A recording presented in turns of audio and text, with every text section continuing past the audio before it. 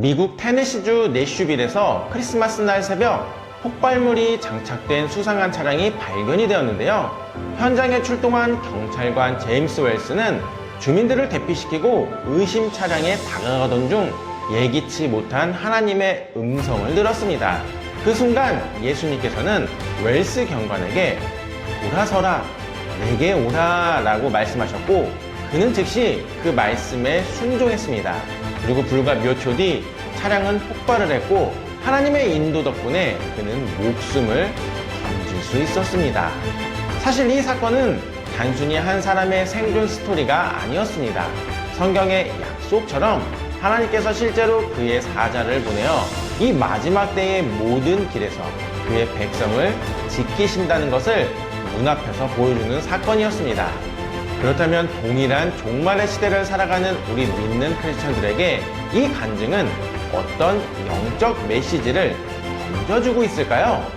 관련 내용을 이스라엘 최고의 기독교 언론사인 CBN 뉴스의 대표님이신 크리스 미첼의 보도를 통해 더 자세히 알아보겠습니다. 2020년 크리스마스 날 새벽 내슈빌 도심 한복판에서는 폭발물이 장착된 수상한 차량이 발견되었습니다. 당시 현장에 출동한 크리스천이자 경찰관 제임스 웰스는 주민들을 대피시키고 의심 차량에 다가가던 순간 설명할 수 없는 초자연적인 경험을 했습니다. 그것은 바로 누군가의 음성을 듣는 체험이었는데요. 그는 이렇게 분명히 들었다고 합니다. 돌아서라, 그리고 내게 오라. 즉 이것은 단순한 직감이 아니라 하나님께서 직접 말씀하신 음성이었습니다. 평소 신앙심이 깊었던 그는 그 순간 눈시울이 붉어지고 가슴 깊은 울림 속에서 그 말씀을 그대로 따랐습니다. 그리고 몇 걸음을 옮기자마자 차량은 폭발을 했습니다. 결국 수초의 차이로 그는 죽음을 피하고 살아서 가족의 품으로 돌아갈 수 있었습니다. 그의 증언은 단순히 운이 좋았다라는 해석으로 설명될 수 없었습니다. 그는 인터뷰에서 분명히 고백했습니다. 나는 하나님의 음성을 들었고 그 음성에 순종함으로써 살아남았다. 그리고 폭발 순간 그는 충격파로 비틀거렸지만 마음속에서는 서 있어라, 살아남으라 라는 또 다른 내적 음성이 들려왔습니다. 그 순간 그는 옆에 있는 동료 경찰관을 발견해 서로를 끌어안으며 생존을 했고 폭발 이후 깨져 내리는 유리창과 불길을 뚫고 무사히 탈출할 수 있었습니다. 이 사건은 단순한 생존기가 아니라 성경적 원리와 연결되는 살아있는 예시가 되었습니다. 그 이유가 시편 91편에서 그가 너를 그의 깃으로 덮으시리니 내가 그의 날개 아래에 피하리로다 라고 하신 말씀과 정확히 맞아떨어졌기 때문입니다. 이 구절은 마치 병아리를 품에 품는 어미새처럼 하나님께서 위기 가운데에 있는 자녀를 친히 덮으시고 보호하신다는 약속입니다. 즉 눈에 보이지 않는 하나님의 날개 아래 피하는 자는 어떤 재앙 속에서도 안전하다라는 뜻입니다. 특히 여기서 덮으시리니 라는 표현에 사용된 히브리어 동사 사카크는 막아주다, 보호하다, 둘러싸다 라는 의미를 가지고 있습니다. 이는 단순히 가볍게 덮는 것이 아니라 사방에서 차단하고 둘러 보호한다는 강력한 의미입니다. 따라서 이 말씀은 하나님이 단순히 위로만 해주시는 분이 아니라 실제로 재앙과 죽음의 위험으로부터 물리적이고 영적인 울타리를 세우신다는 약속을 내포합니다. 결국 웰스 경관이 폭발의 불길과 충격 속에서 살아남을 수 있었던 것은 바로 이 말씀처럼 하나님의 그의 사방을 둘러싸 보호하셨기 때문이었습니다. 이 사건은 몇 가지 중요한 진리를 우리에게 가르쳐 줍니다. 먼저 하나님은 위기의 순간에도 살아계시며 그의 백성을 보호하신다는 사실입니다. 시편 91편에서 하나님은 저가 너를 위하여 그 사자들을 명하사 내 모든 길에서 너를 지키게 하심이라 라고 약속하셨습니다.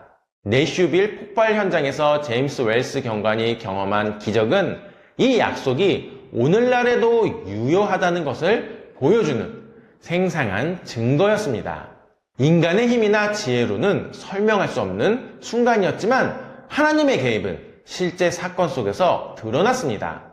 또한 하나님의 음성은 단순히 성경 속 옛날 이야기로만 끝나지 않고 지금도 실제로 역사하고 계심을 보여줍니다. 예수님은 요한복음 10장 27절에서 내 양은 내 음성을 들으며 나는 그들을 알며 그들은 나를 따르느니라 라고 말씀하셨습니다.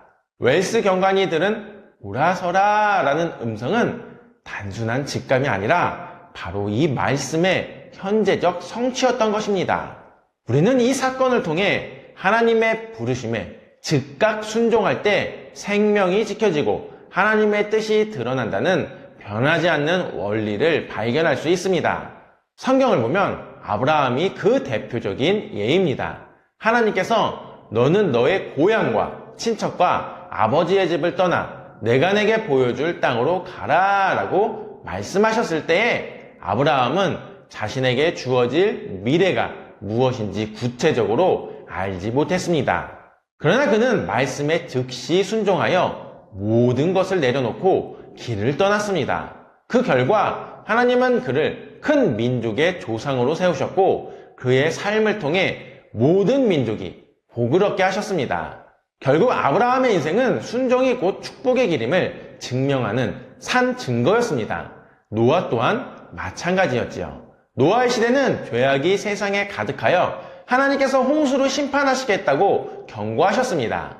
그때 하나님은 노아에게 방주를 지으라고 명하셨고 노아는 세상의 조롱과 비웃음을 감수하면서 하나님의 말씀에 철저히 순종했습니다.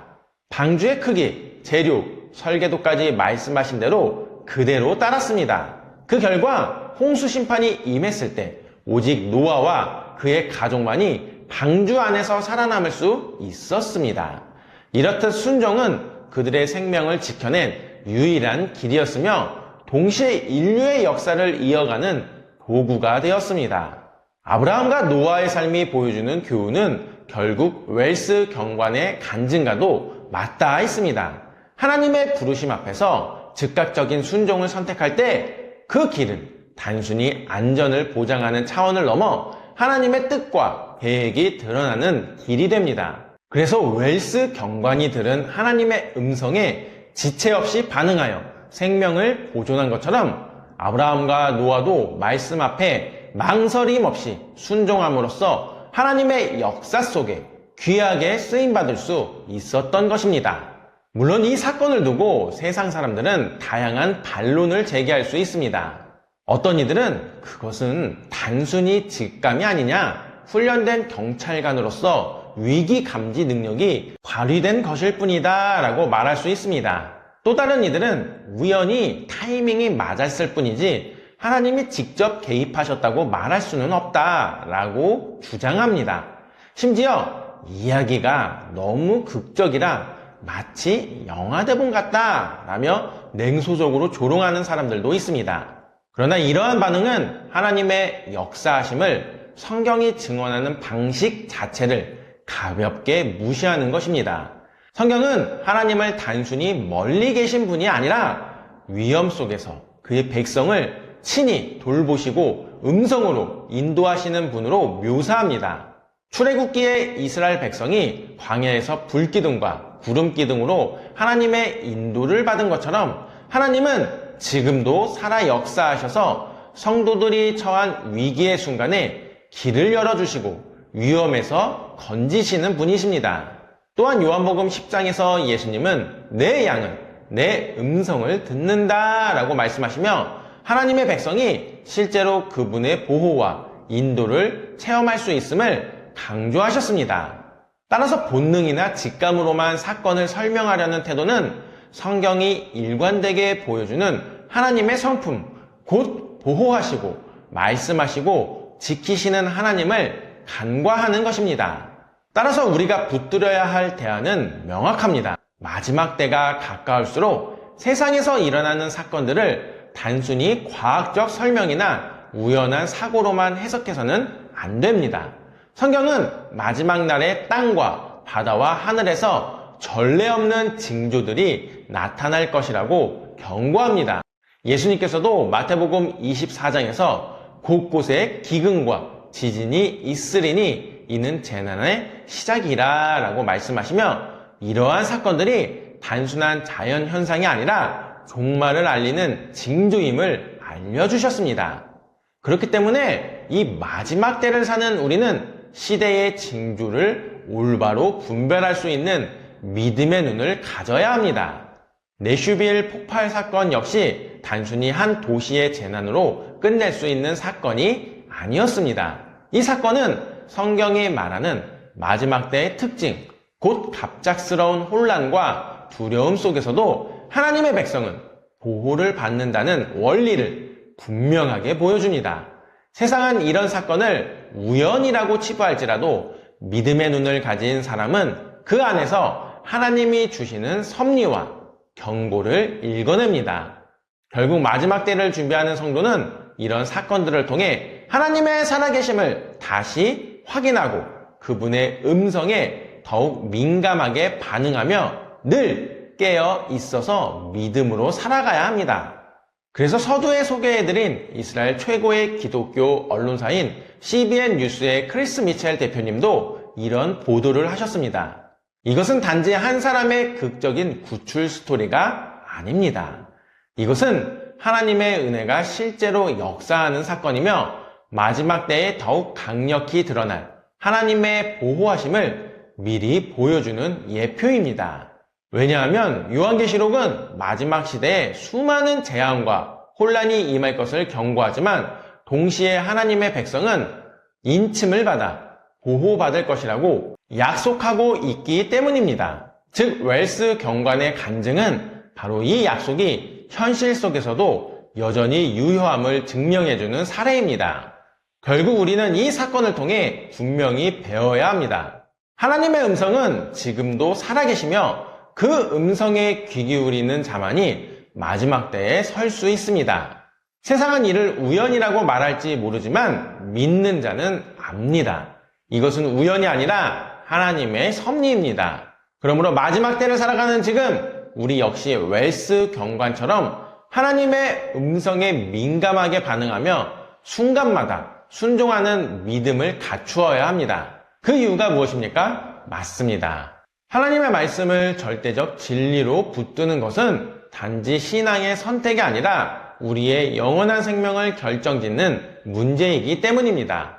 말씀에서 멀어지면 우리는 하나님의 시선이 아니라 사람의 시선으로 자신을 평가하게 되고 결국 진리를 타협하며 무너질 수밖에 없습니다. 성경은 이 사실을 분명히 경고합니다. 히브리서 9장 27절은 한 번 죽는 것은 사람에게 정해진 것이요 그 후에는 심판이 있으리니 라고 말씀합니다. 인류의 역사는 아담의 범죄 이후 죽음이 모든 사람에게 임하는 역사로 이어져 왔고 그 죽음 뒤에는 반드시 하나님의 심판이 기다리고 있습니다.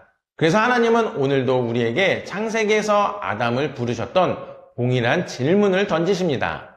너는 어디에 속해 있느냐? 이 물음은 단순히 우리의 위치를 묻는 것이 아니라 오늘 내가 아담 안에 머물러 있는지 아니면 예수 그리스도 안에 거하고 있는지를 분별하게 만드는 영원한 질문입니다. 그 대답에 따라 우리의 미래가 결정됩니다. 사도 바울 역시 로마서 14장 12절에서 우리 각 사람이 자기 일을 하나님께 직고하리라 라고 경고합니다. 마지막 날에는 모든 삶과 선택이 복음 앞에서 평가받게 될 것입니다. 그때 중요한 것은 종교적 소속이나 이름이 아니라 내가 복음을 어떻게 받아들이고 진리를 어떻게 지켜왔는가에 대한 심판입니다. 그리고 성경은 심판 이후의 실체에 대해서도 감추지 않습니다. 마가복음 9장과 마태복음 13장은 꺼지지 않는 불과 죽지 않는 구더기 그리고 슬피 울며 이를 가는 영원한 고통을 말씀합니다. 이것은 단순한 비유가 아니라 하나님을 거부한 자들에게 실제로 임할 형벌입니다. 더 무서운 것은 이러한 경고가 단순히 노골적으로 하나님을 대적한 자들뿐만 아니라 입술로만 신앙을 고백했지만 삶의 주인이 여전히 자신이었던 사람들에게도 동일하게 적용된다는 사실입니다. 하지만 다가오는 심판 속에서도 우리에게는 희망이 있습니다. 예수님께서는 마태복음 25장 40절을 통해 지극히 작은 자 하나에게 한 것이 곧 내게 한 것이니라 라고 말씀하시며 이 심판의 날을 준비하는 방법으로 가장 소외된 이들을 돌보는 삶을 강조하셨습니다. 그래서 저희 메시지아도 이 말씀에 순종하여 사회적으로 가장 소외되고 있는 장애인 형제자매들을 섬기고 있습니다. 사실 저희는 매주 유튜브 수익금으로 장애인 재활 작업장에 간식을 후원해 왔었는데 어느 날 예배 중 찬양을 기쁘게 부르는 발달 장애인 분들을 보고 큰 감동을 받았습니다. 특히 원장님께서 발달 장애인 분들이 공연장 출입이 금지돼 음악을 접할 기회가 없다고 하신 말씀이 너무나 마음이 아프고 잊을 수 없었습니다. 그래서 저희는 음악 전공자들과 함께 그분들 예배에 찾아가 찬양 연주와 음악 치료를 지원하기 시작했습니다. 그리고 더 나아가 장애인 직업재활센터의 예배 시간에 가보면 공간이 좁아 그동안은 늘 3명에서 4명 정도의 연주자만 함께하며 작은 규모로 찬양과 연주를 도와드릴 수밖에 없었습니다. 그런데 저희는 이번 9월 17일에는 마음을 모아 더 큰 은혜의 자리를 준비하기로 했습니다. 예술의 전당은 아니지만 그에 버금가는 음향시설을 갖춘 홀을 대관하여 군포시에 위치한 하나복지센터의 발달장애인 형제자매 40명과 부모님들까지 약 70명을 초청해 풀밴드로 구성된 제대로 된 음악 공연을 제공해드릴 예정입니다. 이 귀한 자리에는 헐리우드에서 음악 감독으로 활동하셨던 전문 연주자분들을 비롯해 현재 프로 오케스트라 단원들까지 함께하며 풍성하고 감동적인 연주를 선물해 드리게 됩니다.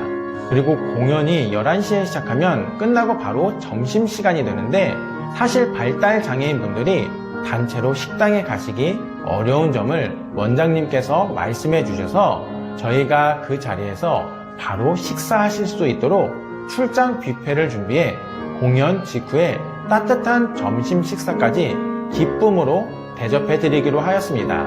사실 저희 사역은 재정적으로 많이 부족하지만 보이지 않는 곳에서 외롭게 살아가는 발달 장애인 분들께 예수님의 사랑을 전하기 위해 마음을 다해 힘쓰고 있습니다. 혹시 이 사역에 마음이 있으신 분들이 있으신가요? 그렇다면 일시 후원이나 정기 후원으로 함께 해주시면 감사하겠습니다. 특히 정기 후원은 누군가의 삶을 바꾸는 기적이 될 수 있습니다. 왜냐하면 저희가 찬양의 연주를 진행하다 보면 발달 장애인 분들께서 눈물을 흘리시면서 성령님의 임재를 경험하실 때가 정말 많이 있기 때문입니다. 그래서 저희가 이 영상 고정 댓글에 일시 후원 및 정기 후원을 하실 수 있는 링크를 달아 놓았으니 기도하는 마음으로 동참해 주시면 감사하겠습니다. 다시 한번 강조드리면 우리는 마지막 때를 살아가고 있습니다. 그리고 마지막 때를 준비하는 가장 확실한 방법은 초림하실 때에는 십자가 죽음을 당하셨지만 다시 오실 재림주로 오실 때에는 무섭게 심판하시러 오신다고 하신 예수님께 바로 칭찬받는 삶을 살아가는 것입니다. 즉 예수님은 다시 오십니다. 그리고 다시 오실 때 이렇게 물으실 것입니다. 너희는 지극히 작은 자에게 무엇을 했느냐? 그 질문에 우리 모두 예 주님, 저는 그들을 위해 살았습니다 라고 대답할 수 있기를 간절히 소망해 봅니다.